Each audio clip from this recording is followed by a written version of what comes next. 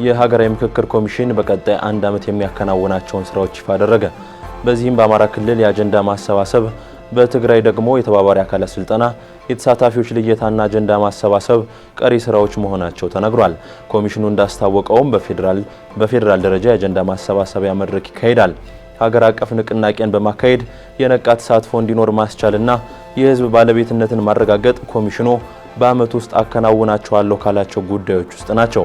በተያዘለት የ3 ዓመት የጊዜ ገደብ ስራውን መጨረስ ያልቻለው ኮሚሽኑ በተጨመረለት የ1 ዓመት ጊዜ ውስጥ አሳታፊና አካታች ሆነ የሀገራዊ ምክክር ጉባኤን እንደሚያደርግም አመላክቷል። ከምክክሩ የተገኙትን ምክረ ሀሳቦች በማጠናቀር ተፈጻሚነታቸውን እንደሚከታተልም ይፋ አድርጓል።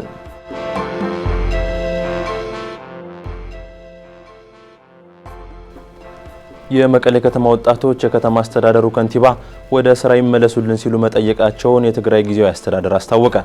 በከተማዋም ይሁን በሌሎች የትግራይ አካባቢዎች ያሉ ተሿሚዎች ከህወሓት ጋር ባላቸው ግንኙነት ህዝቡን በተገቢው መንገድ እያገለገሉ አይደለም ሲሉ የክልሉ የምግብ መድኃኒትና የጤና ተቋማት ቁጥጥር ባለስልጣን ዋና ዳይሬክተር ጣዕመ አረዶም ለጣቢያችን ገልጸዋል። በጊዜያዊ አስተዳደሩ የተሾሙት የመቀሌ ከተማ ከንቲባ በስራ ላይ አለመሆናቸውም የከተማው ህዝብ እንዲጉላላ ማድረጉን ነው አስተዳደሩ የገለጸው። በዛሬው ዕለት ከመቀሌ ወጣቶች ጋር ስብሰባ ያደረጉት የጊዜያዊ አስተዳደሩ ፕሬዝዳንት ጌታቸው ረዳ በህወሓት ምክንያት በርካታ ነገሮች የተበላሹ ቢሆንም ህግ የማስከበሩን አግባብ እንደሚገፉበት መናገራቸው ተሰምቷል።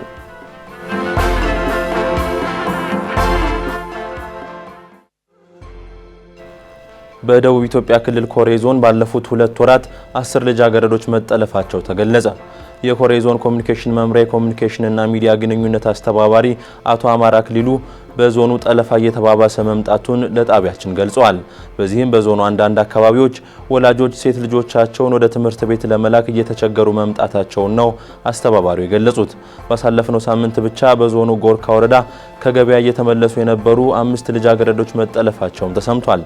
በዞኑ ልጃገረዶቹን የጠለፉ ሰዎች በህግ እየተጠየቁ ባለመሆኑ ጠለፋ እየተባባሰ መሆኑን የገለጹት አስተባባሪው ጉዳዩን ለማስቀረት መሰራት እንዳለበት ገልጸዋል። ማህበረሰቡም ከጸጥታ አካላት ጋር በመቀናጀት ወንጀለኞችን ለህግ አካላት አሳልፎ በመስጠት የጋራ ትብብር ማድረግ እንዳለበት አቶ አማራ አስረድተዋል።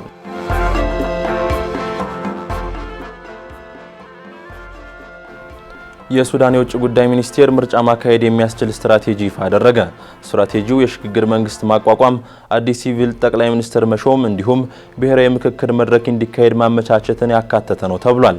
ከሱዳን ፈጥኖ ደራሽ ኃይሎች ጋር ብርቱ ውጊያ እያካሄደ ያለው የሱዳን መከላከያ ጦር መሪ በጄኔራል አብዱል ፈታህ አልቡርሃን የቀረበው ፍኖተ ካርታው ህገ መንግስታዊ ሽግግር ስርዓት መመስረትን ያቀፈ ስለመሆኑም አፍሪካ ኒውስ ዘግቧል።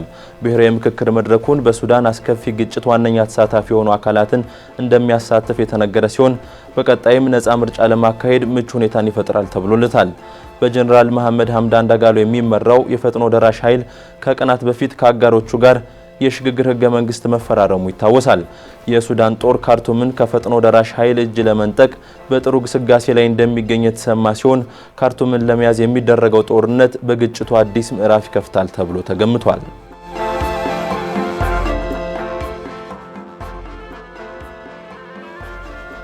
በአሜሪካ ኢንቨስት ማድረግ ከባድ ሆኗል ስትል ጃፓን ተናገረች። የጃፓኑ ጠቅላይ ሚኒስትር ሺጌሩ ኢሺባ የዶናልድ ትራምፕ ውሳኔዎች አደናቃፊ ናቸው ብለዋል። የጃፓን ድርጅቶች በአሜሪካ የማልማት ፍላጎት ያላቸው ቢሆንም አስቸጋሪ ሆኖባቸዋልም ነው የተባለው። በሮይተርስ ላይ እንደሰፈረው መረጃ 90% የጃፓን አልሚዎች የትራምፕ አዲሱ ህግ በአሜሪካ የሚደረጉ የኢንቨስትመንት ስራዎችን ያስተጓጉላል ብለው ያምናሉ። ጃፓን ከሁለተኛው የዓለም ጦርነት ወዲህ የአሜሪካ ወሳኝ አጋር እንደሆነችም ይታወቃል። ጠቅላይ ሚኒስትሩ ኢንቨስትመንት ላይ ያተኮረ ውይይት እንዲያደርጉ ሚኒስትሮቻቸውን ወደ አሜሪካ ሊልኩ መሆናቸውንም ጠቁመዋል። ኢሺባ በፓርላማ ንግግራቸው የትራምፕ ውሳኔዎች የአሜሪካን የስራ ዕድል፣ የንግድ መስፋፋት ይጎዳል ማለታቸውም ተዘግቧል።